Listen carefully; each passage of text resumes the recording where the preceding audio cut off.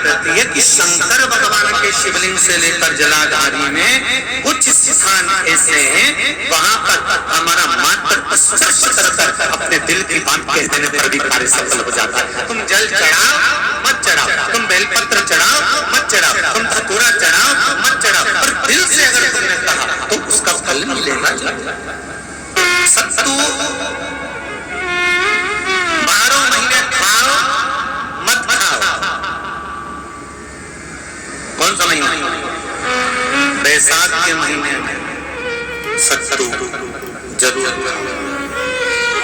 और सत्तू चाइना से नहीं आएगा, इंडिया में बनेगा और बना भारत में ही।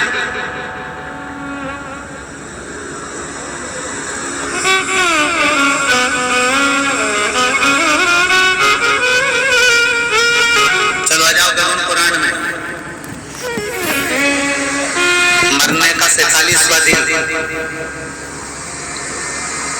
जब मरेंगे तब गरुड़ पुराण बचेगी। पहले ही सुन लो, और जिसके पास में गरुड़ पुराण नहीं हो तो पंडित जी से मंगवा कर फिर पढ़ के देख लेना। मरने के 47वें दिन 47 डेज 47वें दिन किस चीज का दान तुम्हारे सामने आता है? मरने के 47वें दिन। 10 दिन तक तो जीवात्मा घर के अटारी फिरती, मरने के बाद 12वें के दिन चली जाती है। उसके बाद में जब 47वां दिन आता है तो 47वें दिन जीवात्मा को क्या दान करा जाता है? व्यक्ति ने क्या पुण्य करा होता है कि उसको नरक नहीं भोगना पड़ता, बेतरनी नहीं भोगना पड़ती, वो सीधे बेतरनी से पार उतर जाता है। वो किस चीज का दान है? तो कहा शिव महापुराण में, गरुड़ पुराण में, कि वो सत्तू का दान है जो बैसाख महीने में करा जाता है। सत्तू का दान 3 चीजों से मिलकर बनता है। जो बोलते जाओ जल्दी, गेहूं चना, ये 3 चीज से मिलकर बनता है।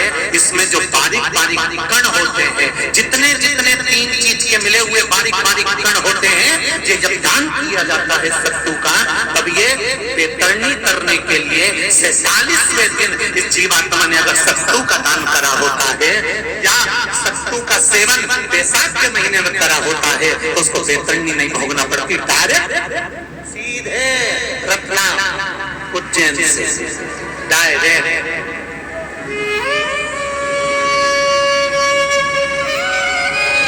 किस किस क्या बनता है सत्तू? मगर तुमने बैसाख महीने में भगवान की जो पूजन करी थी तो अमावस्या के दिन, पूर्णिमा के दिन या अक्षय तृतीया के दिन तुमने जो सत्तू दिया था, भगवान तो गिनती बता देगा कि उस सत्तू में कितना कण था, और अगर नहीं बताए तो तुम आंदोलन पे बैठे। क्या हमें बताओ पहले हमने कितना सत्तू दिया था, उसमें कितने कण बताना।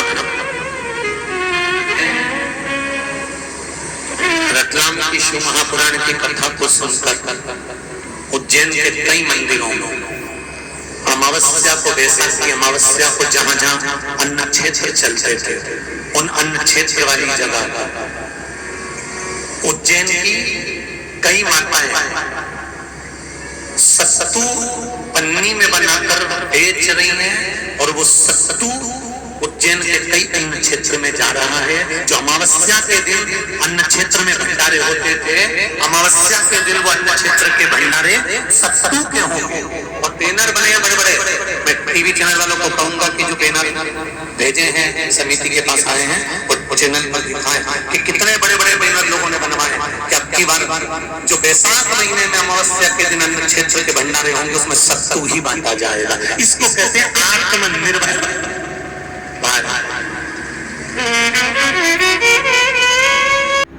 आधा जल ये बेलपत्री को देती है, आधा जल मुझे देती है। जब आधा जल मुझे देती है तो मुझे बड़ा गुस्सा आता है। भगवान ने कहा ये आधा जल का डोल के आती है।